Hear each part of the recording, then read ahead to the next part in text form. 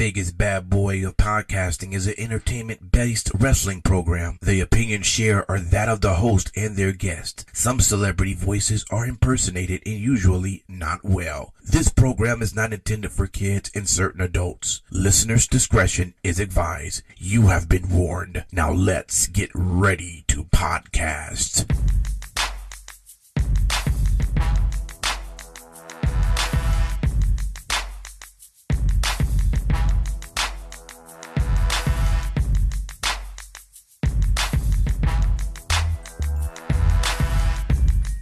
Hello.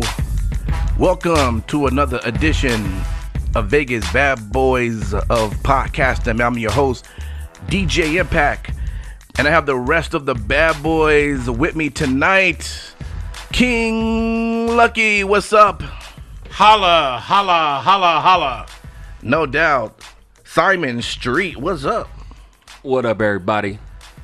Yes. And then we have Matt Michaels. So this morning, when I was looking in the mirror, when I was brushing my teeth, I happened to notice, and this is the first time, I don't know if any of you guys have noticed before, that time that hits you when you realize that your Evans is really lacy. It's amazing. It's not good. That's just as relevant as her just walking down the ramp. Why? Yeah. Why? And going back up. So She's going to be a huge star. Oh, yeah. Huge. maybe that's what that meant.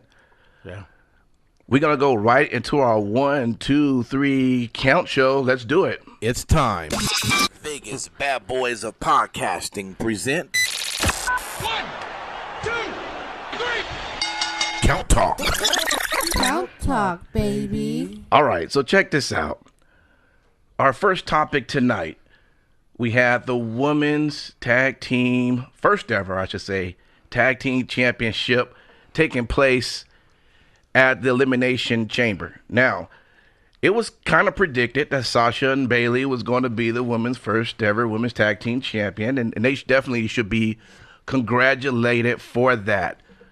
But I'm just asking, should the titles have went to a real tag team like the Iconics or Ruby Riott or Mandy and Sonya instead of sort of this on-the-fly made-up tag team? I mean, what's your take on that? Anyone? I think the belts went to the right team. 100%. The girls have been together for a while, and I think they have great chemistry, and both of them needed a rub. They both needed a rub. They have been stuck creatively. Tell us more about the rub that those girls need. So I think that it was definitely a good place because Sasha's one of the best performers on the roster. Right. Bayley is too, but just Bayley's got the promo skills of drywall. I love Bayley. Bayley, I love you. Right. But it just never translates. So I think they did the right thing and gave them the belts. They earned it. So it was well-deserved. Okay. I mean, what do you guys think? I think that the idea that this is the first time they've had women's tag champs is total bullshit. Mm-hmm. Because they've had tag champs before. Right. I think that the belts probably come out of an area in which I'm assuming probably there was talk. My perspective is there was probably talk by some of the women. Okay. Wouldn't it be nice, and kind of putting that seed out there, not maybe even intentionally, but by bringing that up and by the fact that they have more women now who are competitive and you need more of a showcase for them. And potentially, if you're looking at maybe splitting off into, a women's show, kind of like a 205 Live, where you do an hour after a SmackDown or hour after Raw, it makes sense. Right. Were they the right ones to do it? Yeah, because you have the popularity there. It's just starting the belts off, so why not? Okay. But at the same time, I really think that it is the aim. I still don't. I can't say that you're going to have WrestleMania be Charlotte, Ronda, and Becky. I think it's going to be Ronda and Becky. I think Charlotte will end up against Asuka so that all 4 of them can have belts in the end of the night in the ring all together. Oh, I see. Wow. Well, That's strong. Yeah. That's strong. I mean, if they do it that way, then now it makes sense, Yeah. right? I don't know. What do you think, Simon? I mean, what do you think? Let me ask you. I know you're a huge Sasha Banks fan. What does this do as far as her? I mean, she's already had a singles run. She's already been women's champion. Is that 4 times now? What is that going to do with now her having another chance for a singles run, or even Bayley having a singles run now that they're tag team? Why not give it to, start the franchise out with, Mandy and Sonya? I will say that they did pick the right 2. Okay. I will say they are not on the fly tag team. I think you have people that are together where you assume that they'd be great tagging together, whether they're actually established or not. And in fact, that's what you watch NXT when you think of the Iconics. Because the Iconics, when they were first in NXT, they were with each other all the time. They had each other's back.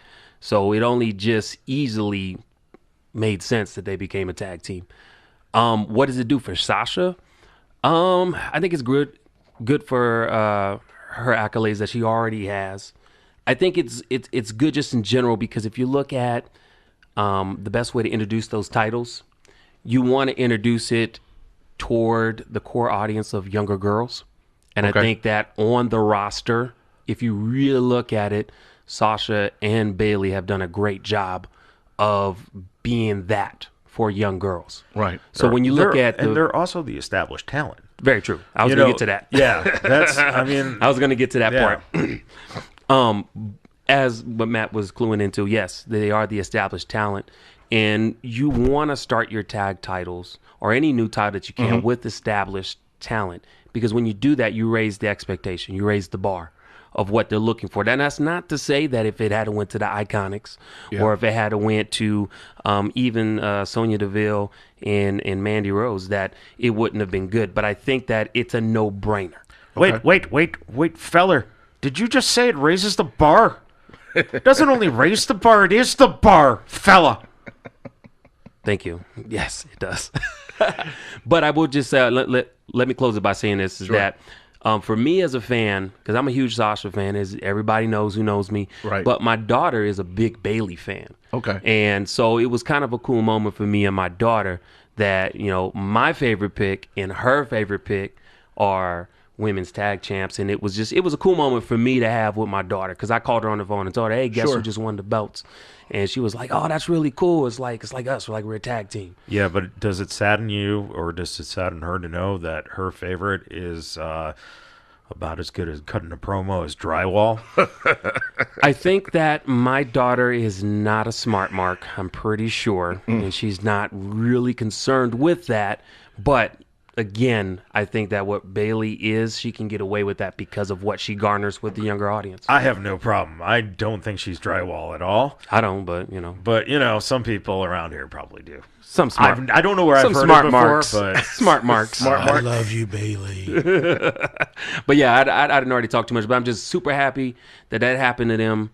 And I like to see what the title defenses are going to be. How are they going to structure that? How are they going to dole that into? They did make a statement that they want to be fighting champions, whether it be SmackDown, right. Raw, or NXT. So I want to see how that transcends going forward, because if they do it right, it could again be another opportunity to showcase the NXT talent, hell, even UK talent if they take it that far. And it's a new thing for us to be excited about. so basically they're going to be wrestling Ciampa and Gargano next week. You know what? I'll pay to see that. I'll pay to see that. Especially with Johnny Gargano being so tan. How tan is he? He's tanner than Nia Jax. Well, speaking of Nia Jax, so if Nia Jax and Tamina would have won those belts, would have been pleased with that as well? I mean, either one of you, or Sasha and Bailey definitely should have been the first All ones depends out. on how they book them. And in my opinion, with those two women, it all depends how they book them. If they made them like the wrecking crew and they ran through everybody and they just didn't give two shits, Right. For me personally, Okay. I'd have been excited if that's how they book it. I thought that's what was going to happen. Well, I mean, like I said, it didn't happen. Sure. Sasha and Bailey are Right. the champions. Okay. So, I knew from the beginning that Sasha and Bailey were going to win. Right. Most people because did. Raja told you. That's right. Shout out to Raja. But you smell that? I can't wait till they become sponsors. yeah, Go ahead. But I was looking for how they were going to eliminate Tamina and Nia Jackson. Nia eliminated herself, and then they eliminated Tamina. So overall, I thought the match was very good. There were some excellent spots in that match. I really liked the pinning sequence with the Iconics. That was just an incredible move. Yeah. But I would have been fine with Tamina and Nia winning. Yeah. I think they deserve a little bit of a rub too. You know, Tamina can never get over. I don't know what it is. Well, you know what though, and that was the brilliance of the interviews when they were doing those, set interviews with the kind of like The vignettes. the vignettes or whatever, yeah. And the fact that Nia kept talking, and every time Tamina was Right. trying to say something, Nia remember just that. kept going. Yeah. And it was like, that's brilliant. That's how you should be using her. That's great, because it adds just a little more personality between the team, and can also turn them face at some point just by doing that gimmick. I agree. Also, rumor has it. Okay. You know me, I'm Mr. Spoiler. Yes. Spoilerville. But the rumored match for Mania is Sasha and Bailey versus Trish Stratus and Lita. So we'll see if that comes to fruition. is it for the belts? For the belts. Yeah. I mean, I outside of that match, I'd like to see them in the Iconics, because I thought the Iconics told an incredible story going into, Right. you know, and There is one problem with the Iconics right now. They're not at the same work rate in the ring. oh yeah, That's 100%. true. But they are, they're on the level of Carmella, where Carmella was, about a year and a half ago. Yeah. So, But what you could look at is Takeover, how Shayna Baszler and Bianca Belair rose to the occasion. So they very well could rise to the occasion with those kind of workers. But here's the thing. It makes sense what you're saying, but you have to realize Bianca Belair was able to do that because it was in the confines of her character preset anyways. It was almost like who she was anyways, as they knew she had power. They promoted her as power. So for her to overcome the way she did with Shayna Baszler made sense. Not to say that the Iconics aren't promoted like they're not good. I'm saying that, Well, how do there's- you spin that? yeah, there's a difference. The Iconics are doing, instead of chicken shit heel, they're kind of caught in chicken shit, where they're just, they're afraid. They're always afraid. Yeah. And I think that kind of offsets it, where a chicken shit heel, they're always going to be, that's what Carmella was really good at. Yes. Is the cheating to win. Whereas right now, I think they just still haven't found that niche there for them yet, but they're damn close. I just wish they would go that extra step, and instead of just making them mouth heels, and coming down to the ring and stuff, just making them all out heels. And honestly, even though they really don't need it, it would be something to put a manager with them. I agree. Maybe like a Paul Heyman.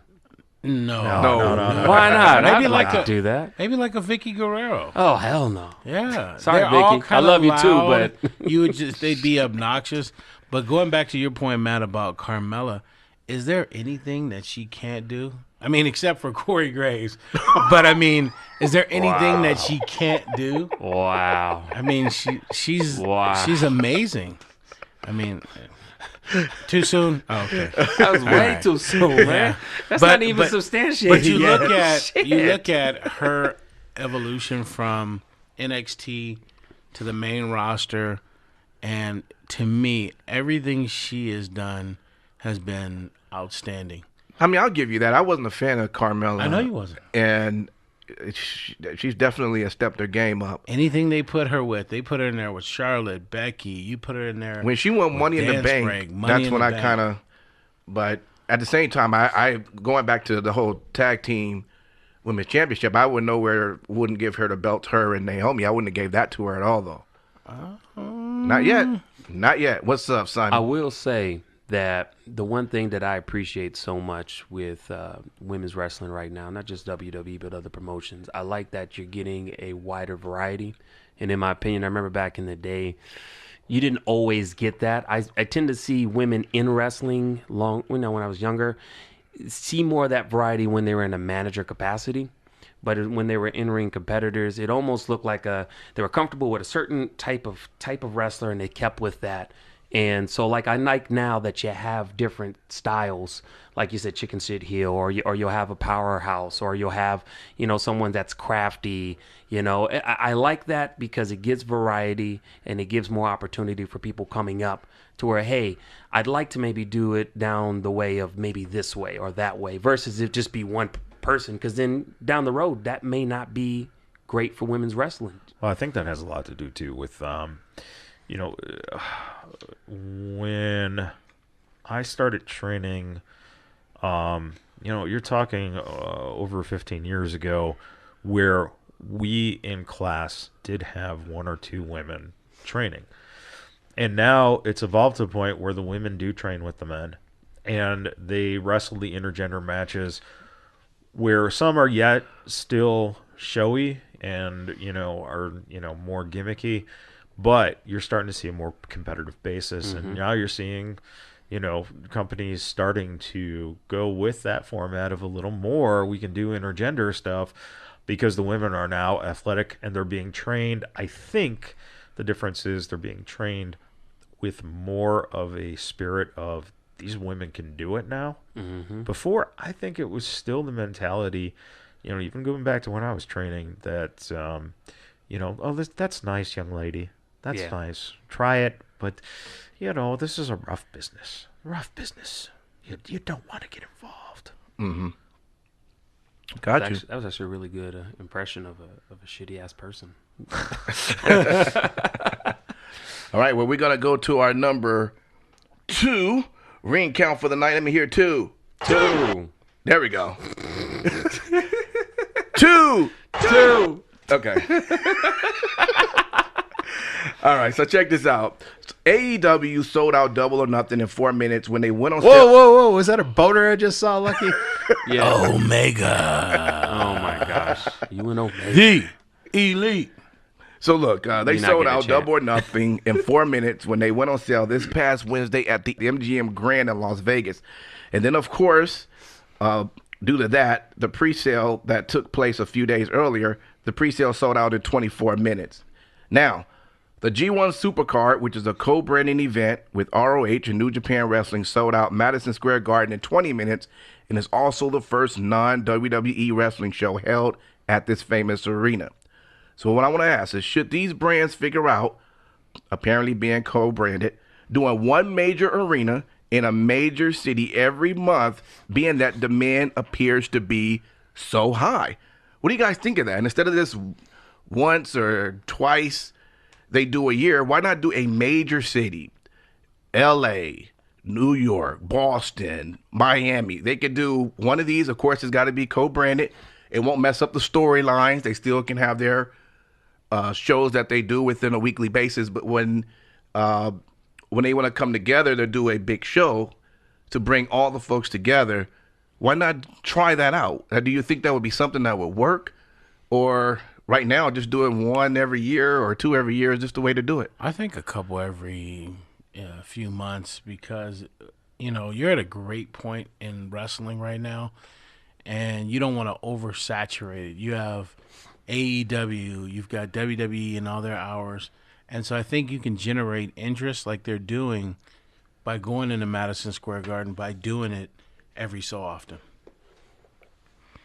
Well, I'll definitely say, first of all, we don't have AEW. We have an event by AEW. So until they get a TV deal and a schedule that I can salivate and ponder about and put in my TV watching of wrestling throughout the week schedule, I can't really honestly say AEW, but it does look promising. I think that nobody should change anything. I think anything that they're doing right now is a good time, kind of like what Lucky's saying, to experiment, see what works, see what doesn't work. I think that down the road, it could only be beneficial for many different promotions that can come and collaborate. A big event in a city, great. But I think for right now, I mean, sheesh. I mean, if it ain't broke, don't fix it. Keep it going. I mean, the fact that New Japan Pro and ROH sold out Madison Square Garden, that in itself is a great accomplishment. And it should. I mean, nobody should be trying to do something different. Hell, do it again. I mean, the way it's looking is professional wrestling right now is really hot. I mean, it's really taking off right now. Fans are interested in all the brands. Why not take advantage of that right now? And Well, they are. They're doing it right now. They're taking advantage of it. But we're having, and you're right, there are. But at the same time, we're having one show for the G1 Supercard. That's probably going to be the only one for the year. We don't know if AEW is going to plan to do. I mean, I guess there is plan maybe to do another show after Double or Nothing. But if that is, we're talking 2 shows within an entire year. Why not try to see a way that we can get more shows across the U.S. where all the wrestling fans don't have to worry about trying to fly across the country to see something that they're really involved at. So that's what I'm thinking. Why not try to see how to make this work? Not to make it a hard travel plan like WWE or anything. You're so good at spending other people's money. Sorry, Con. No. That's exactly what I was about to say. Go ahead. Exactly what I was about to say. Go ahead. It comes to 2 things that pop in my mind. Number one is money. When you're talking about possibilities of generating an event, collaborating with other promotions, you better freaking talk about money first. Second of all, you also need to look at the simple fact that you're talking about working with other promotions. It's not like you just come together, have a couple of beers, and let's put on a great show. That's what made All In really special. Was because, in my mind, because you had all these different promotions that by some way were able to work together. Now, to what capacity, we really don't know. But I'm saying that the product, were you not satisfied, fellas, with the product from what you saw? I was. Yeah. Do you see what I'm saying? I mean, there's no doubt about it. But at the same time, the realistic thing about it, a couple different things. Number one, Madison Square Garden, it's a lot of money, and so they have to do a supercard draw where you're going to get a cross base of fans to one area. You also are doing it the reason they're doing it. It's funny because there's this idea again of, they're giving the WWE competition because they're doing it WrestleMania weekend. Well, they're doing it WrestleMania weekend for a reason. Yeah, that's where the majority of all the fans people are fucking there. Yeah. And if they were running MSG, in, let's say, May, a random weekend in May, you're going to get a crowd. You're going to get people who are going to come, but you're not going to have the base already there. Right. Now, taking a show, and let's say they plan 4 dates. Okay, major dates around the country. The problem that I've always seen, and I hope AEW is very smart to this when they start figuring out how they're going to do their shows in terms of tapings and stuff, is look at what happened to WCW when they were taking the show around the country, and they started not being able to draw the houses. Right. But they continued to take it around the country instead of consolidating. All right. Same thing happened with Impact. Well, they could have also done smaller arenas too. Well, they were doing big size arenas like WWE too. Why not? But that's smaller. That's the thing. The thing is when the engine is running, you lose sight of that fact. So they should have scaled down. Yeah, absolutely. And they shouldn't have been traveling that much. True. And that's the same thing that happened with TNA. Okay, Impact Wrestling, which is totally separate now from those TNA days. Right. But what they were trying to do was essentially, quote unquote, compete. And you don't want to compete with the big dog in that sense of going around the country and having to rent all these different arenas and spaces. And then you have to pay people to be crew, and to drive the trucks and to break it down and set it up. There's so much that goes into it more than talent. And the great thing is, I like that you said it with TNA, because I watched TNA way long before it turned into Impact. And for a long time, they were very stationary, Universal Studios, just like NXT. And that's when, in my opinion, maybe not counting the talent now, but I would say with TNA, that's when it was at its height. That's when it was people were taking a notice. They're like, oh, crap. I mean, what is this?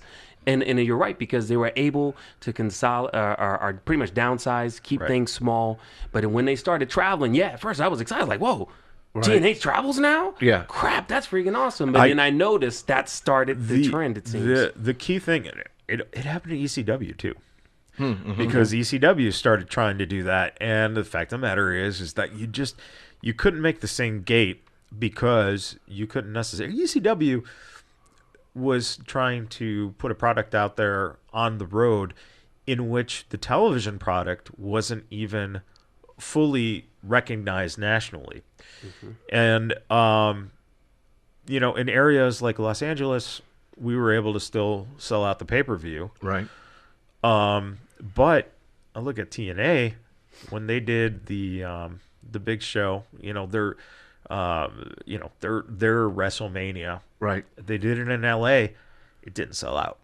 And that's a wrestling city. Right. That's a place that should sell tickets. So it's a gamble when you're trying to, even if you set up 4 dates across the country. Yeah.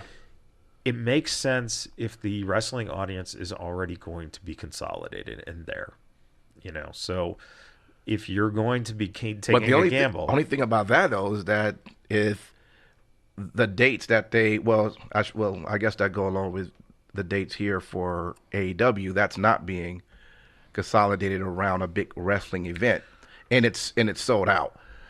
So because all right, let's look at it like this. The thing is that, but I get what you're saying. You're right. But the thing is AEW is running 1 date so far. Right. So and they did 1 date last year. Right. Exactly. So the thing is if you do it 3 more times this year, correct. You don't think it would be as it starts losing its effectiveness. I got you. Okay. Well, let me ask you this question. Okay. When you see a movie for the first time and it opens out, there's a big buzz. They get a huge, if it did well with their promotion, right? But if you watch that same movie or look at the stats, I don't know, maybe 3 months from now before it goes onto Netflix or whatever the heck, right? It's going to dissipate. Do you see what I'm saying? I don't think necessarily the same movie. I think that, if you have a good movie, see, it's hard to compare because a movie is one standalone thing. And you can take it and you can watch it 30, 40 times, right? Right. Mm-hmm. But I like where you're going with this in the terms of, okay, the first movie was great.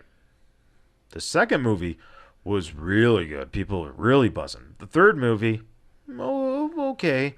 The fourth movie, the fifth movie, fuck. The sixth movie, can you fucking kill this franchise now? Right. So it just varies on what the product is that you're presenting along with that as well. So this card might be, good. Will this card live up to the last? Because it's going to inevitably be compared to the first one. Right, true. And if this one is even better, then the next time they try to do it, it has to be even better than this one, or then you're going to start getting people shitting all over the product, and that's when you lose it. Got you. All right. Well, let's go to you had something to say? Well, I think where AEW benefits is they have the hottest talent that was on the market in terms of the elite. So that's the reason why I think they'll be able to sustain. But I agree with Michaels in that it starts to lose its specialty factor, But especially because, you look at their roster, they've only got a certain amount of guys. And how many times can you see them fight each other? They'll be signing people in the future, but. Sure. Yeah. I love your logic on this. They only got so many guys. How many times can you see them fighting each other? And then, the fact of the matter is, but that's all you get with WWE or, Impact or with Ring of Honor because you have to rely on your big talent. And it's up to you to develop people. And eventually, if it successfully works for them and they can keep the business structure together, they'll develop people to come in, obviously. But at the same time, you got to give it time. You can't make these judgments. It's going to be 3 years before we know what the fuck is going to happen. Unless, they shoot through so much money really quick that, it's just not turning a profit for the Khans, and the Khans want. Right. Well, speaking of money, I'll tell you, on Being the Elite, the episode that aired this week, a little surprising, but Big Papa Pump, Scott Steiner, in the video. So that tells me they may be, and hopefully they're not, but they may be shooting their load a little early with the money. Shooting his load. Hold on. Who's shooting? You just said Papa Puff and somebody shooting their load, No. man. What I'm I don't saying like how is that conversation sounds. AEW throwing money okay. at older talent, to Nostalgia draw. factor. Nostalgia There we factor. go. Nostalgia There we go. factor. Nostalgia factor. Oh, my God. You can't sit there and say it's not nostalgia factor. What the hell else we spending money on? No, I'm agreeing with you. Okay, I'm like, what? I'm going with it. What the? I mean, come But on. why look. bring in Papa Pump? What the hell Papa Puff gonna do? Why bring him in? What he gonna do? What he gonna do? Bring him into what? A fucking YouTube video? No. How much is he getting paid, Luck? Hold on, How much Michael. is he under Hold on, contract Michael. for? Look it. What he gonna do? Well, Come on we now, gotta brother. see. What he gonna do? So, What do you think he are should you do? willing The guy can't even wrestle. to drop your money right now, double or nothing, that he's not on the show? I wouldn't drop my money for him for no reason. What are you asking me? I'm still gonna go. I'm just saying. I'm just saying. If it was just singly about him and he was on the main card, I'd be very disappointed. No offense toward him and what he's accomplished, and we love him. But I'm just saying, to what capacity are you going to put him on? What are you gonna do? Is he? I mean, what the fuck is he doing? We saw how much he brought to TNA. Yeah. Oh, yeah. It was. I mean, that's the thing. The thing is, it's like, what? Papa Pump was great. Steiner was amazing when he was part of the tag team, and then when he had the singles gimmick right at the end of WCW. From that point on, he's declined. He's health-wise, too. He's also He went just to can't- war with WWE. He's been very outspoken about a lot of things as well. Sorry to interrupt you. I'm just saying. I mean, I'm not. No, I don't think anybody right here is saying anything bad about him. We're just saying to what capacity. I think we talked about this last week when we were talking about RVD. It's the same. When you have nostalgia characters, how are you going to book them? How are you going to present them? Are they going to hand out a freaking trophy? Are they just going to come out and say a couple of things? Are they going to be at a concession stand selling popcorn? I'll tell you what the they fuck are. they going to do? I'll tell you what they're going to be doing. They're going to be on YouTube. Well, hey, at least it's a goddamn capacity. That's all I'm merely saying. How? A quick fact that you probably didn't know about King Lucky, that was actually his favorite wrestler. So that's why that probably caught his attention. Is that was? Hold on, time Yeah. out. Was you in the mirror, put on some tinfoil all around your forehead and on your shoulders and stuff, and was talking about the ladies? How do you say? You probably do it better than I Big do. Papa Pump is your hookup. Holler if you hear me. Three. All right, let's go to number 3. That was good. No doubt. So with Kofi's awesome run this past SmackDown, leading up to the Elimination Chamber, and of course his match at the Elimination Chamber being amazing, and we cannot forget the great matches that all of the New Day members have performed. Now this is going to sound a really dumb question. Give me really one, dumb. give me one of those matches off the top of your head there. Come on, Impact. One of those matches? Yeah, because you just said all those really, really great matches. Name one. That New Day had? Like New Day, like with them and the Usos. That's one. Which match? Well, they had like different amounts of match with the Usos. I'm trying to help you, Daryl. Let me finish. Can I finish my thought? Why is he... Okay, let me get straight to the question. We can edit that and go back. Is it time to break up the New Day? It was the Hell in a Cell match with the Usos. Yes. That was the standout match that New Day has had. So you're saying outside of that match, they really haven't had any great matches outside of that one. They are great at selling product. They're great at selling product, and they're great personalities, and they're great workers. Okay, so when it But comes can down I tell you off the top of my head, outside of that match, anything else in terms of? Can any of you guys tell me? And I honestly they've don't know. had great matches on SmackDown. Now don't ask me what episode because I can memorize them. But who have they had the matches with? See, like I can't even tell you that. How many times have they won the tag champs, the belts? Do you guys know? I think They're it's 5 times. Now they're 5-time now, but their biggest accolade was holding the title as the longest running. Yeah. Right. So during that whole run of the longest running, like I can't tell you one feud outside of the Usos.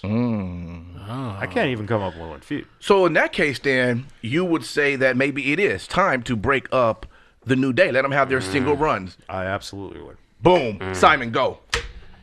Hell no. Hell no, y'all. Reason That's why the I'm gonna say original hell New no. Day. Yeah. Remember that one? Yeah, I know. Yeah, choir and everything. The reason why I'm going to say no, because it all goes back to there's some tag teams you don't necessarily have to create a storyline to actually break them up. Now, will you see less of them? Maybe. Will you see them do promos separately? Maybe. But I don't think, why would you want to break up the New Day when their merch is selling really good and it doesn't look like it's really slowing down? Well, Michaels just said that the merch That's is selling what well. That's what Michael said. But he said it's no memorable matches. Look, God damn it. Okay. Sorry. Street said that at the end of the day, it makes no sense Okay. to even sit here and waste time talking about if the New Day is going to break up. The fact of the matter It's not is, an if, we're saying should. Should hell the fuck no, they're not going to break up. Okay. At the end of the day, man, they're good as they are. They can go separate ways. They're versatile enough to where they can do that. I think that if you think about it, let's be honest here, okay? Okay. The fact that you had New Day host a WrestleMania speaks volumes. When's the last Yeah, time? because you couldn't find an opponent to put them against. Well, at the end of the day, that may be a fact, but I am still saying they did a damn good job doing that. Yeah, especially when they came out and they're like, and there needs to be another tag team in this. And they had so much confidence that they didn't even fucking put the New Day in. They put the Hardys in. Okay, but at the end of the day, you make a Hey, point. when you say the Hardys, what do you think of right away? You think of Edge and Christian, and you think of The Dudleys. Yeah. Exactly. Yeah. And when you think of the New Day, Longest reigning champions. Tag team champions. over what team? A whole bunch, do we need to go on Wiki and No. pull out all the leagues? No, there's one team that was the longest running tag champs. What team was it? Was I was going to say the Rockers. Demolition. Oh, Demolition. Okay. And you know why? I'm not that old. And you know why? You know why they broke that streak of Demolition? That's right, they did. Why? Because Demolition filed a lawsuit. Fell out of favor. Exactly. Okay. All right. So outside of the logistical facts that Mr. Michaels has shown, that's great. But we're also going to look at some facts as well. If you look at what their merch sales are continuing to do, why would you walk away from that type of money on the table? Again, when we say break up, I didn't say. I merely say. I didn't say turn them heel. Well, they don't have to turn heel. I don't think that's that. I think they tried No. that and it didn't work out too well. But they started off heel. I know, and it didn't work so well. Well, no, they started off heel and then they became faces, Right. Because of the fact that they were doing catchy shit Yeah. that the audience I'm liked. talking about which did they prefer to be faces? Which did the crowd react better to than being faces than being heels? Well, they reacted better to the fact that you could buy shit for your 5-year-old kid, and that's what I'm saying. They're not going heel. You're still going to sell merch as faces. They don't have to be together. Okay, so then what I maybe want to say is, since y'all people want to say the New Day could break up, y'all people? you damn right I'm saying y'all. I'm saying you. God damn it. No, I'm saying in the sense of to what capacity? What capacity? Well, Real talk. What capacity? So here's the thing. What's a real breakup? You don't have to necessarily break them up where they turn on each other and things like that. But to me, what they should do is give every single one of them a singles run, right? I think they're already gonna get singles. Big E should have had a singles run. Kofi, we know, has had his. Now, the only weak spot, He's had some before. the weak spot potentially could be Xavier. Not necessarily I true. think he's the hidden fucking gem. I think Not this necessarily is why true. they Yeah. need Yeah. to give them opportunities is because Xavier has not had that moment. Right. Yeah. And Big E came in as a single, and so did Kofi. Kofi. Well, so- actually, Biggie did not come in as a single. He Well, came in. he He had- came in as the hired help for Dolph Ziggler. but he still had his single. The Howard He still Muscle. had a single run. But he did. You know, he got a chance to be a single. I think Xavier, who I've been waiting for them to let him shine. The other thing that I've always, I love the Freebird aspect, but at the same time, the problem with that is you keep rotating the three guys. You're not establishing a traditional tag team setting. So why not let one of the guys, you know, Do venture something off else. for a little? Yeah. Again, Well, I think you may. that's why I said to what you define what's a breakup. Well, here's what you could do, right? You got the superstar shakeup coming up, so you could take and break some of that out, right? That's a good way. You could take and move Big E to Raw because that's the land of the Giants, and then you could take and keep Xavier and Kofi on SmackDown, but keep them totally separate. So then again, even going deeper with that, let's say that does happen, and that's actually a good way to maybe do that. Force it. Do they still come out to the New Day music, and it just be a brand that just physically separated for television? You see what I'm saying? What's because You can still market the same type of New Day-esque merchandise. Yes. You know, you can still have Big E come out and throw pancakes out of his dong at the audience. It's not out of his dong. Have you ever really pulled a pancake out of your dong? I mean, I haven't, and I don't even want to even imagine what that feels Well, like. Impact can't catch a pancake that comes out of someone's dong. Look! I ain't catching no pancakes come out of no man's pants. Yeah, but no, I think to what Michaels is saying, yes, you can still have elements of that personality, but at the same time, you want to do different theme songs and different entrances to help build character. And to sell more merch. Yeah, why So- not? You so- can still sell New Day merch and sell other merch. Okay, so what I'm saying is that really a traditional breakup? Because when I think of a breakup where tag teams are involved, most times it's a heel type of thing where somebody either throws someone through a barbershop window, or somebody hits someone with the back of a chair, or somebody low blow. It's always a heel type of development traditionally. Sometimes it's been where we walk away, go our separate ways type of thing. I'm just wondering to what capacity, because I feel like that is important, not only for Paige is doing nothing I'd ever with Xavier. oh wow. what is the team going to be called? Same Page? That sounds good to me. There you go. Yeah, Aren't they missing the that's third? quite the page turner. Oh my gosh, you guys. But yes, I think I mean it's unconventional, right? But I think it works.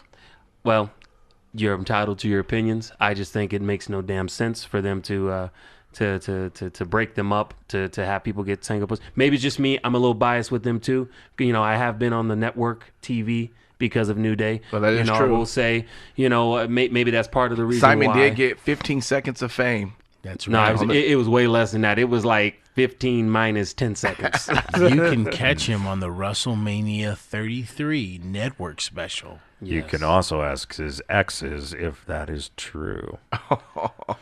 Well, one thing that's the truth out of everything they just said is that I received no checks for that 5 seconds. All right. Also, hey, so let's go right into our TV battle royal. And just speaking of, we were talking about New Day. Let's just go right into Kofi now. Yes, please. Now, tell me, he had an amazing match. The SmackDown leading to Elimination Chamber, and then of course Elimination Chamber itself. It's time for him pretty much to have the belt. What do you guys think about this? Well, it was the perfect launching pad for him to do his singles run. Okay. You can't start him off. I don't think he's going to get the WWE Championship. Sure. Let's be realistic. But he about it. should. Why He would could. he? Lucky. He could. Why would he not? Why would he not get the WWE Championship? Tell me, brother. Testify. Well, I'll tell you this. First off, the fact that Daniel Bryan, they have this nice belt that he created. I couldn't see him getting off of that belt and it going to someone else that quickly. No, okay, that's one reason. Lucky. What's another reason he's not going to get the WWE?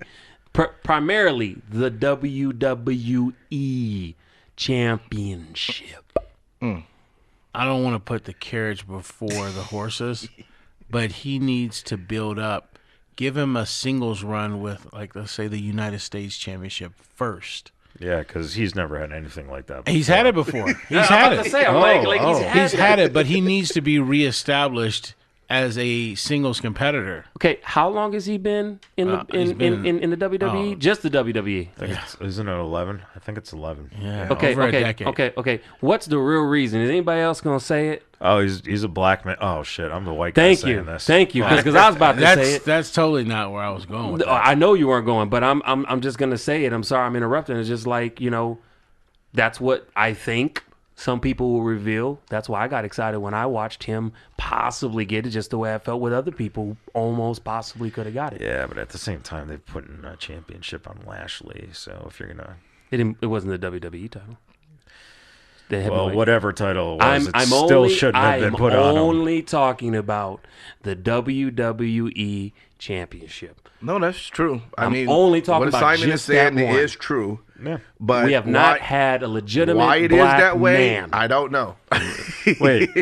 All right. So in all seriousness, you do not consider The Rock a legitimate black man? I would say if you were to ask the quorum of the culture Yeah. in big numbers, they're not going to say that he would 100% count. But sometimes that same group of people are very fickle because they'll say Obama is black, when in all actuality, he is a person with mixed race descent. I'm just being honest. I think King Lucky has something to say. Yeah, please.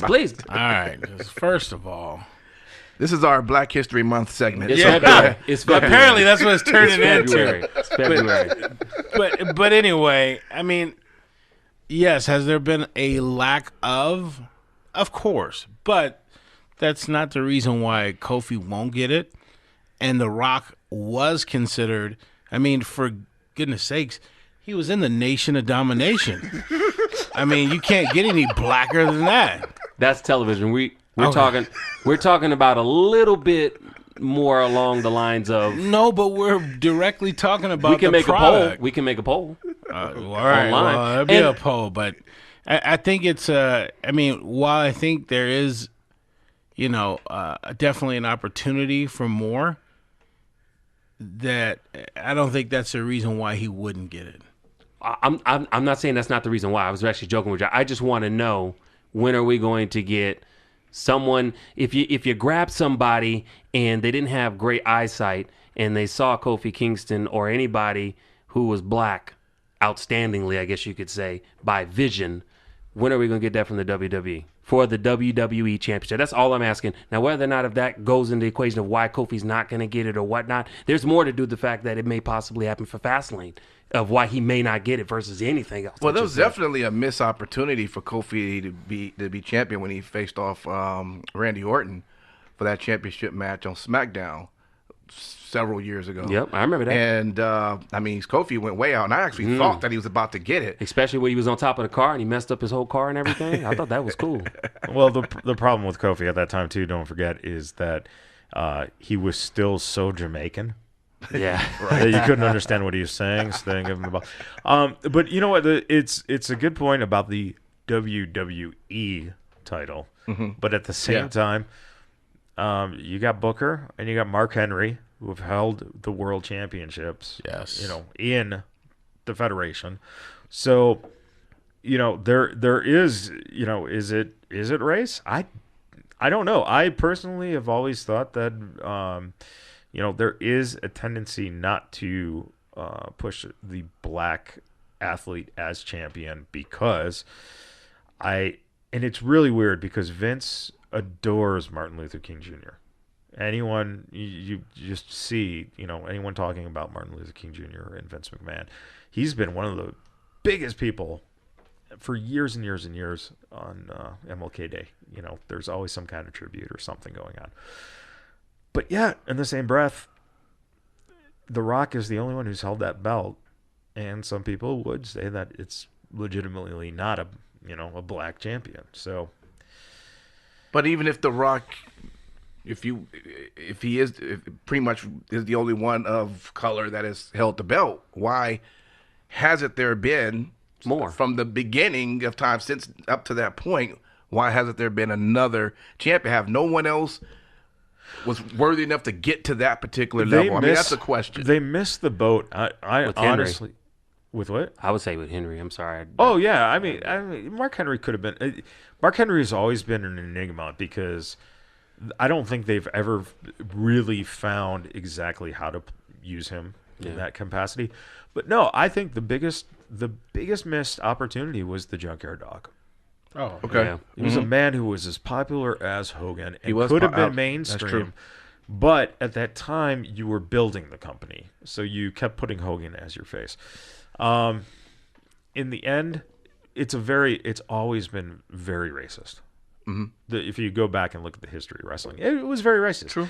And one of the things being is that, unfortunately, you sell to also a certain audience. Sure. What gets me about this time frame for this company is they're sitting on the gold mine. And I think they're going to fuck it up. And that's Velveteen. Oh yeah. Patrick is definitely a guy who's got it all. Yeah, that's true. And he could be your crossover. He could be your John Cena of, African American. Well, you look. Some people go ahead, man. Yeah, you look at him and you like, oh my God, he's got 5-star matches every single show that he's on, right? Yeah. And where's the belt? Where's the title?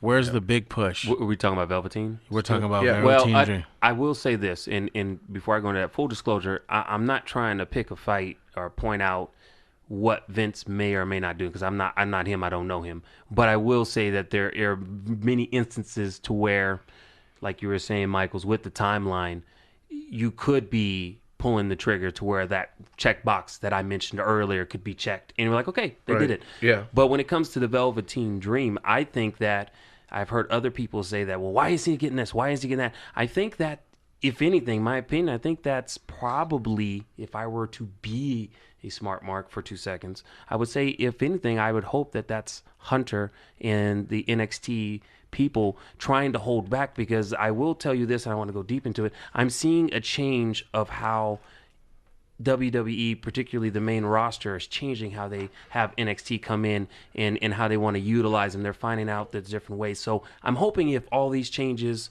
solidify and are very prosperous, that by the time he does come up, he will be able to reap the rewards, because as we all probably agreed, he is ready.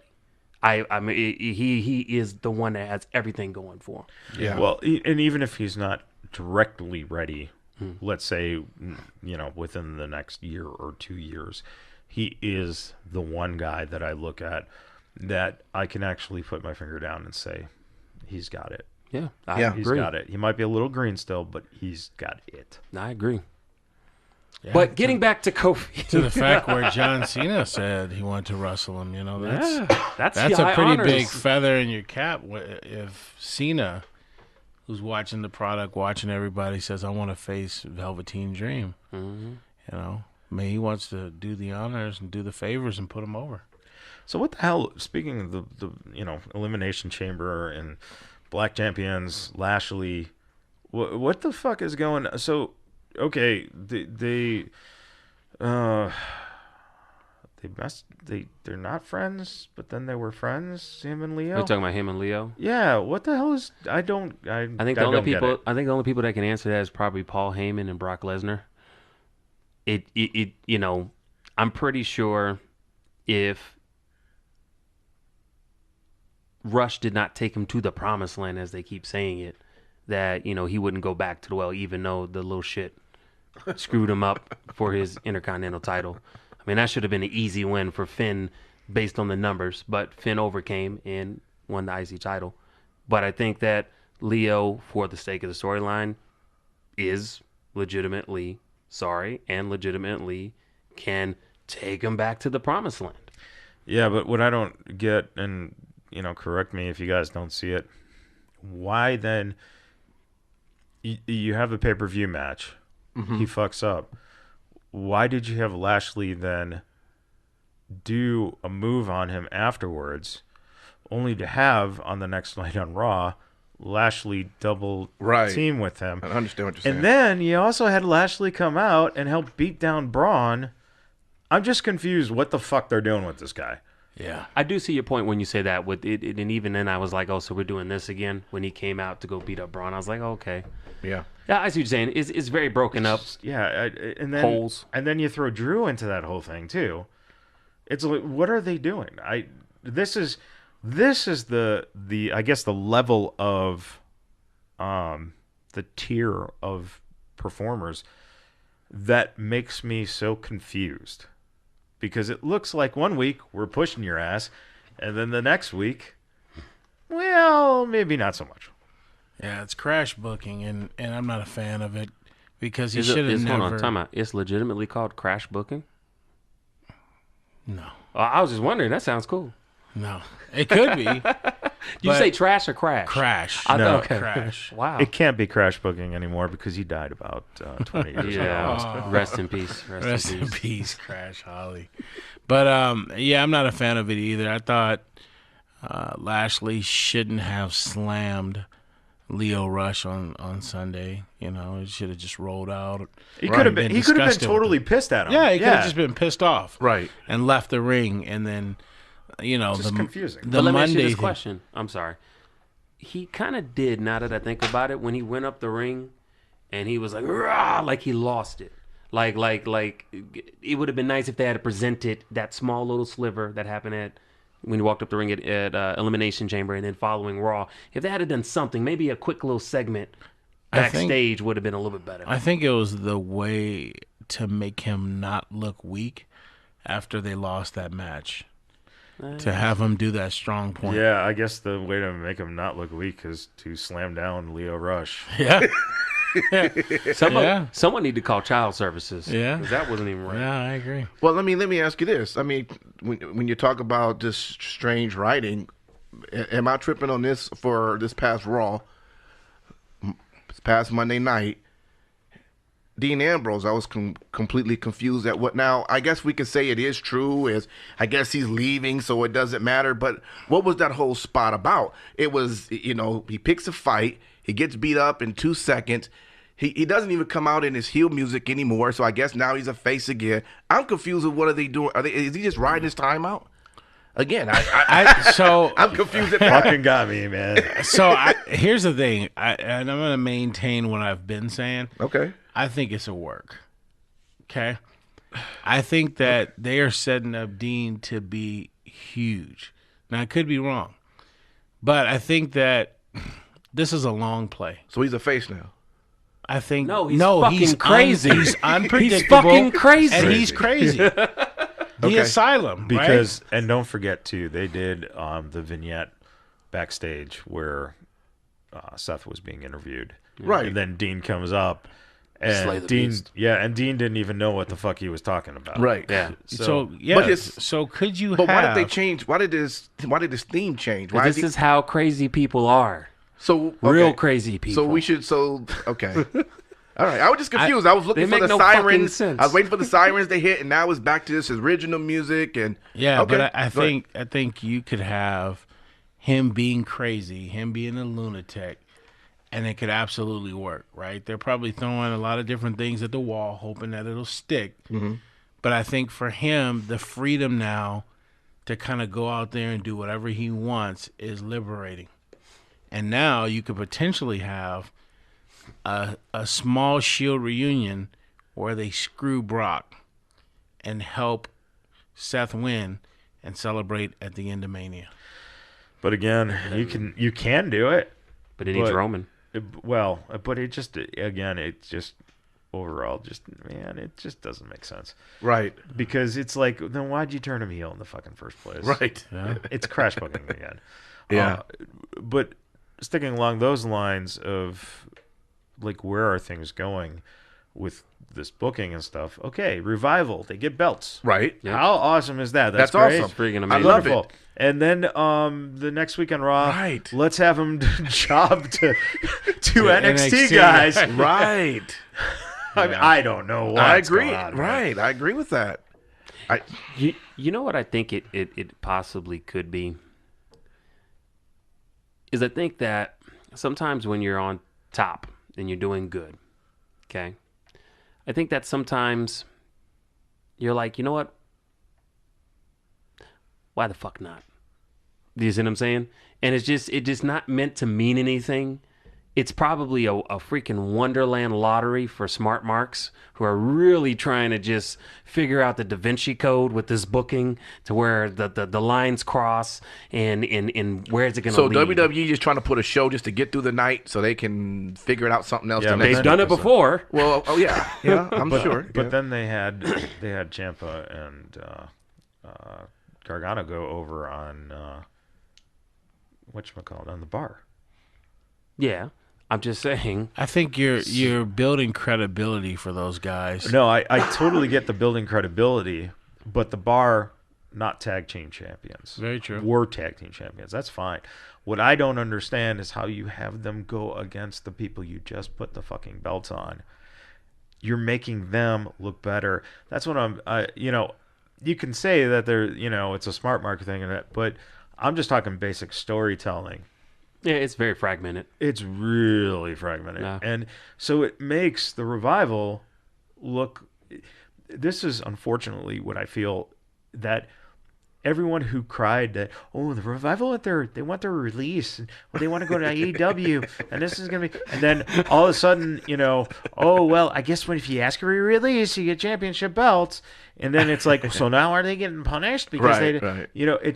It's like, from that aspect, that even doesn't concern me. My concern is, you have a story here to tell. What kind of story are you telling? I mean, because you just absolutely destroyed Rude and Gable now. Yes. Right. Yes. They're done. You just Yes. buried them lower than, my grandmother, in the fucking graveyard.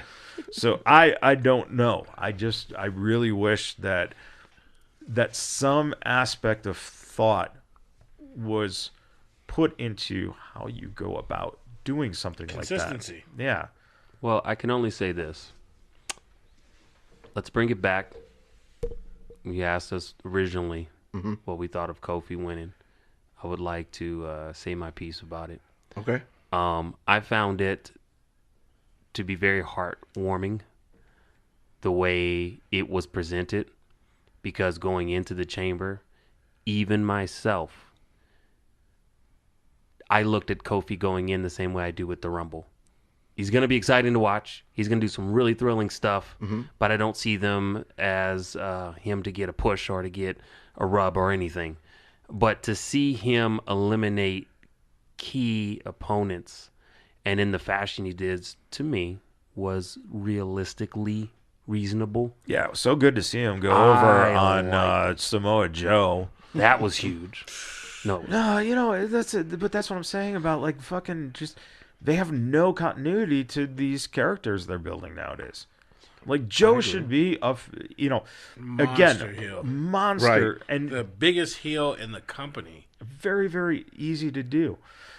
But you're doing things like having him, like, go out right away in the Elimination Chamber. but I will say this, and the only reason why I was okay with a lot of that, if Kofi had been someone just from NXT at the same caliber that he's been at for a while, like caliber level, then I could see myself feeling the same way. But because Kofi has been in the business for a good amount of time, and for them to have that type of opportunity for him, it was great to watch. Everybody yucked it up. But the best part for me was more the crowd reaction. That, to me, is what made it really something special. Let me finish, and then y'all guys can go at it, and I will listen. I really loved the love that people had, and that's the thing that, at least for me, I love about wrestling in general. Whether it's the small promotion or if it's the WWE, when the crowd gets behind somebody, and it didn't happen and build up throughout the weeks. That, to me, is magical. I think that's bullshit. Well, it's my fucking bullshit. I like your I bullshit, like but my I think- bullshit. That's my bullshit. I think that's total bullshit, though, because why the fuck do you have stories then? Are we just going to go, oh, you know what? Kofi, we haven't seen him, and he's just, okay, yay. It's just like there was no build. I see your point. But the thing is that can't be the mainstead. I get what you're saying. That should not be the formula for how we run things. But when you have an opportunity and you're able to capitalize it, the same goddamn thing we did with Becky Lynch, the man, when she got punched in the face. She took a good opportunity. Yes, she was already building up, mind you, a little different from Kofi. But when you take opportunities and you run with it and you capture it, that's really what the proof in the pudding is. Yeah, but Becky and Kofi are totally different. But I said, in the sense of, they're similar in the sense of you took an opportunity to maximize an opportunity when the crowd was deeply engaged. Yeah, but Kofi had that opportunity like 7 years ago, and he took advantage of it. But we're talking about tonight. Or not tonight. We're talking about Elimination Chamber. So the guy put on a good match, and people cheered for him. That's great. But they were able to maximize on it. That's all I'm merely saying. It could have been anybody. I'm just saying that that's the great thing about wrestling. Is that when you're able to take that, it's like the perfect fucking dream. I mean, you can't sit up here and any of y'all say that. If you had an opportunity to be in that ring, okay, and you had everybody screaming your name, showing you love, even though you lost, well, that's a beautiful fucking picture. Is it not? I mean, if it isn't, then please say something. Yeah, but you're... Okay, go ahead, Lucky. Get in on this, please. Oh, are we tapping out? No, time out. Are you tapping out? No, are you that a Can wet I get dream? the tap out? Can I get That's the tap not out? a tap out. That's a Michael's tag is in. tapping out. That is a tag Oh, in. a tag in. Okay. Yeah. All right. Yeah, All right. I'm here to expound on this wet dream that Rome's having over here. Okay. But you know what? It was a great moment, right? And they showcased him, and they showcased him on SmackDown, and then they showcased him at the pay-per-view, and I thought it was good. However, And that was 1 week, that was 1 week. ladies and gentlemen. Same week. 1 fucking week. However, you spent a lot of time, back to what Michaels was talking about, storytelling, AJ, Joe, all these different characters that you've built, right? Mm-hmm. So, do I want to see Kofi go over on Joe? Absolutely not. Kofi at best, right? And I love Kofi, but Kofi at best has never been a world champion. I want to see Kofi go over on Jeff Hardy because that starts establishing him.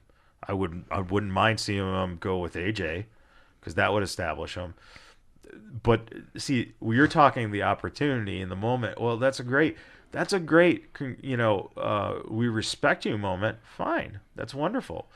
But give me the fucking build. What's the long play? Right, exactly. But there's not always a build. It has to be your Not storytelling. no, please, for fuck's sake. It doesn't have to always be a fucking build. They're in the business of telling stories. Let me tell you. It doesn't have to always be a fucking build. You better get your fucking big boy pants on because wrestling, let me tell you, we're going to start seeing a lot of these out of the fucking nowhere. Fucking, it don't need a fucking build all the time. Let me tell you How many fucks am I allotted on the show today? I don't know. As many as you want. All right. Right? But the longest play right now is the play that they've had from last year when they signed Ronda Rousey to have her main event WrestleMania this year. That's the long play. That's the long storytelling. Okay, and that's respectable. Okay. We're talking about a business that built on storytelling. It couldn't hurt to have different ways of when. Okay, so you're sitting here to tell me that wrestling is going to be booked the same as all these years. They're not going to try something new. That's the reason it's why not we going to love evolve it. into something else. That's the reason why we love it. But is it going to? So Okay, you guys are telling me it's so- not going to evolve? So what's going to happen though? So you listen to the fans, you throw the belt on Kofi, and then the fans fucking go dead after 2 weeks of him. With Again, the belt. all I'm merely Yeah, I saying. see that happen. I'm not. Oh, saying, they turning on them. How'd they turn out? I'm not saying that it has to be exactly as you pictured it. I'm just saying if it lands in your lap that night and you can build whatever you can, even if, let's say, just for the Kofi, let's say he doesn't even get picked to face Bryan and This is pass the same away. motherfucker who was just saying, well, we can't break up the New Day. No, I'm just merely saying, let me finish. And now he's fucking got Kofi being booked as the champion. And apparently there is no more New Day. No, you're not listening, Michaels. You're not listening because I didn't say that. All I'm merely saying is Sunday night, Elimination Chamber, the shit was magical. However long you can stretch that fucking rubber band, stretch that fucking rubber band. I'm not saying put the title on him. I'm not fucking Vince McMahon. I'm not fucking WWE. I hope you're not fucking Vince McMahon. How much would I get paid? How much would I get paid? But no, I see, All I'm merely I see saying, what you're saying. I'm just saying, the WWE and other promotions, just in general, if you can find other ways other than storytelling, which is the backbone, and I agree to that. Why not? Do I agree that he should have went over on Samoa Joe? No, but it just is what it was. But see, that's the problem here. You have to be strategic. Where is that going to go? If you had him go with Jeff Hardy, if you had him go with AJ, you could tell different stories, and you could have some incredible matches. Look, if the WWE was known for never ever accidentally just dropping off storylines, then I'd agree with you 100%. The WWE's been known for having great stories, and just one day they just disappeared like Thanos just came in and says, "Oh, your storyline? Fuck you." That's happened so many times. Yeah, but again, the point is, when you're talking about a championship,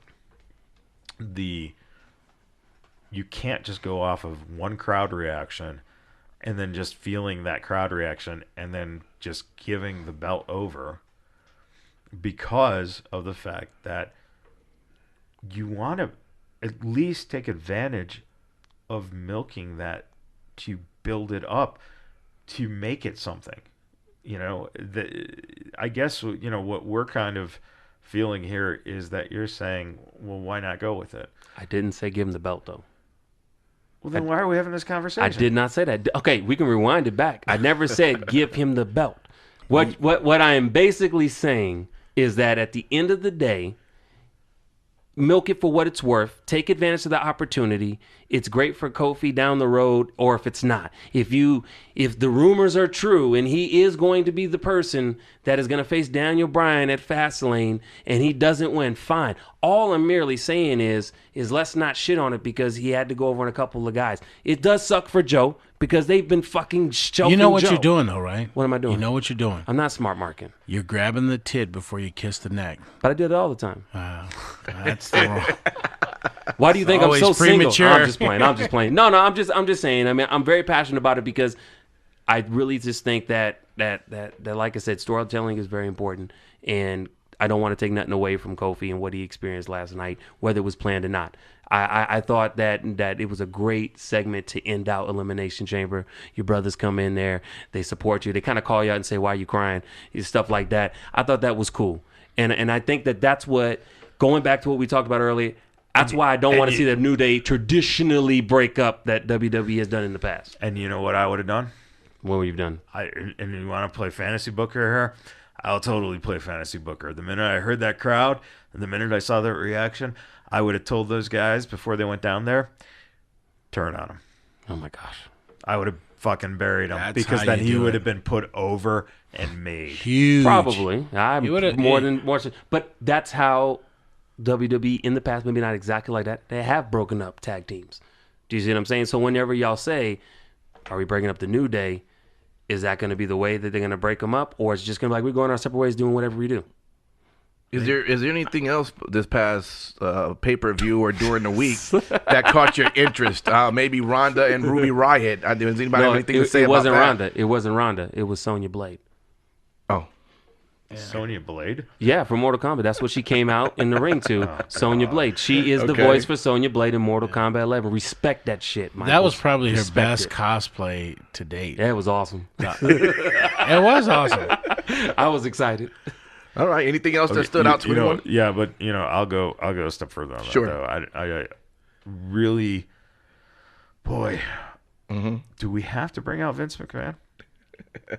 Do we? I know, right? I mean, especially for announcing the suspension like that, just Right. fucking play Hunter up in that role now. Yeah. Make him the fucking asshole, dick, evil guy. Right. What the fuck? Where does that go?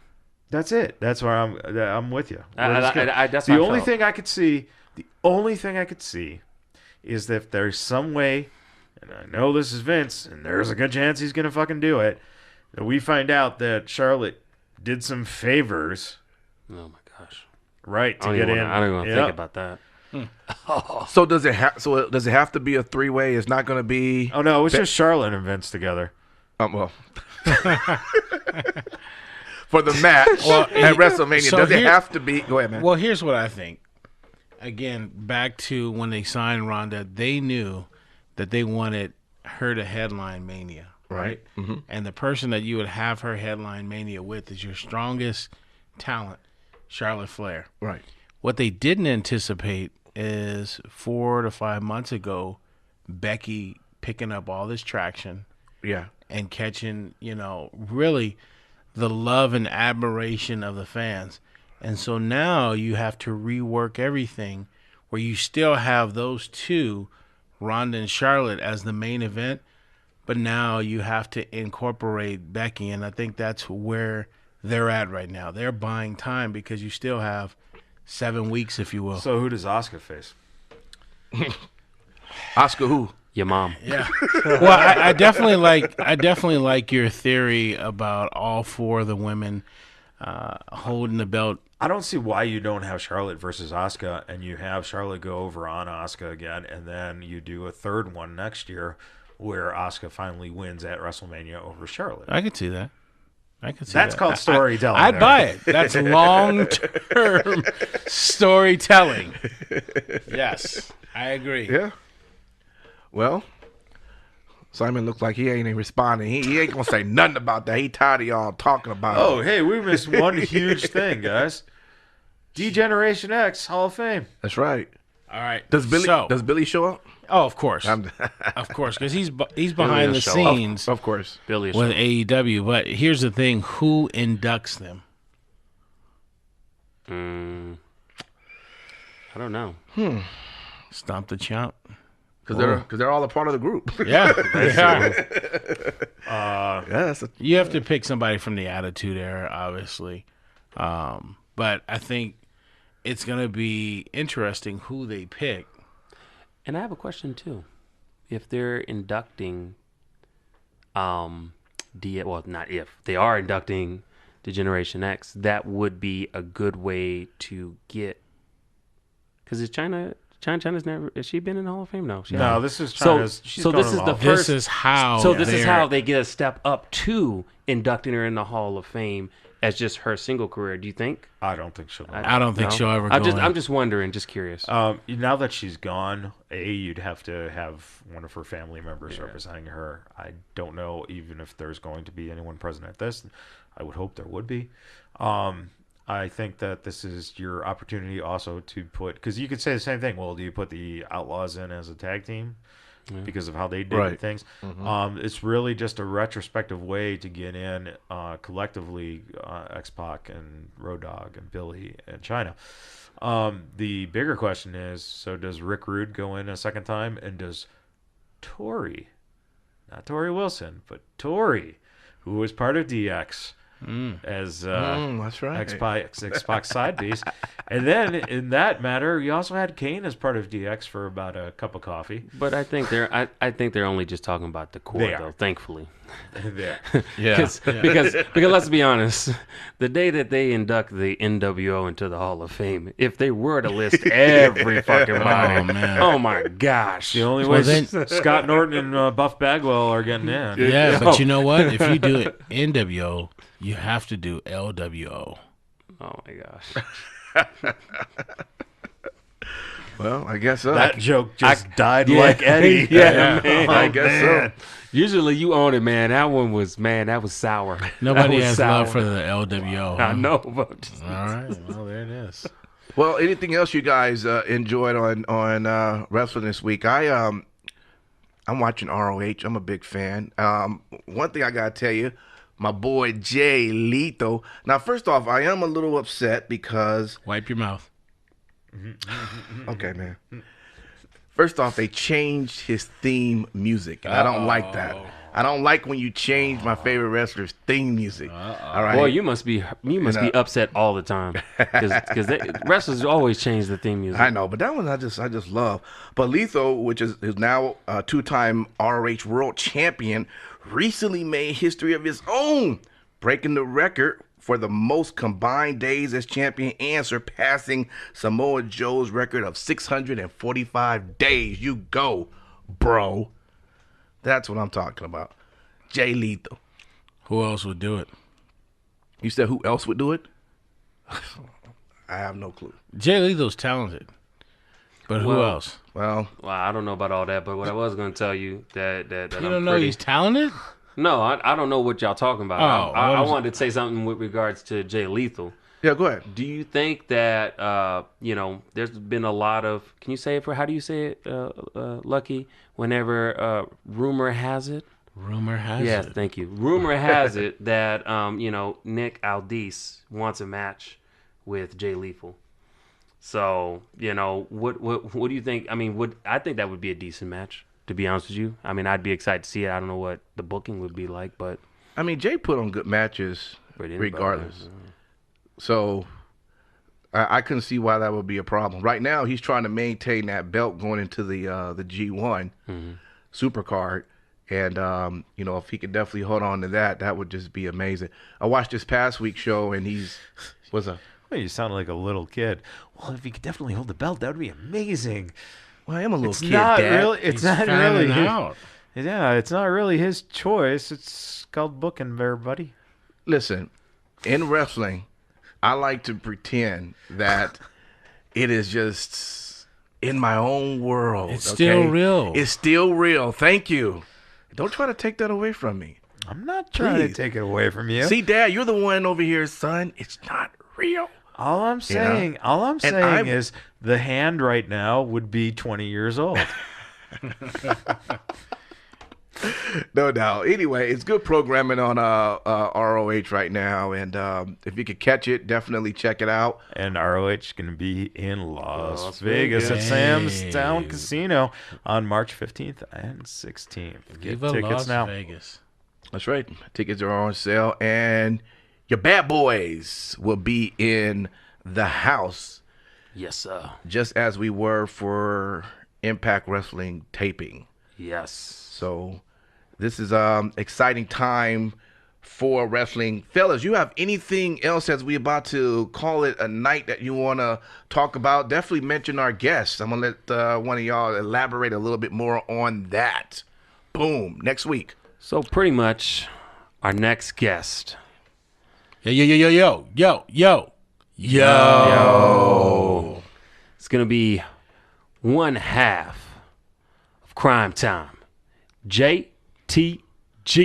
Brooklyn. So it's going to be a real fun interview. I think that a lot of people listening are going to be excited for this one. I actually think a lot of ladies going to be excited to hear from him. And that's coming out on the 25th. So remember, if you like us, subscribe, listen. We are here all day, every day. And just a reminder to anyone who follows us on Twitter, recently we tweeted out Quintessential Pro Wrestling. It's going to be coming to Las Vegas on March 14th, which is a Thursday night at 8 p.m. Okay. And that's going to be held at the Future Stars Wrestling Arena, which is at 6035 Harrison Drive, Suite 5 in Las Vegas. And you can get front row tickets for $60, $40 for second row, $30 general admission. You can PayPal at DANQUE2 at yahoo.com. And main event, 2 UFC big-time legends collide in the square circle. It's Filthy Tom Lawler versus Josh Barnett. But we also get to see the Reno Scum and the Rascals go at it, which is going to be great. Awesome. And Joey Ryan is going to be on the card. Of course. Going I don't even know what the match is going to be. We'll give you more on that next week, but it's going to be quite a card. Please come out and support Quintessential Pro Wrestling. No doubt. Vegas Bad Boys are podcasting again. Our Facebook, our Twitter, our Instagram handles. All you got to do is put that in. You can also email us also at Vegas of Bad Boys Podcasting.com. I'm your host, Impact, for King Lucky, Simon Street, and Matt Michaels. We are out.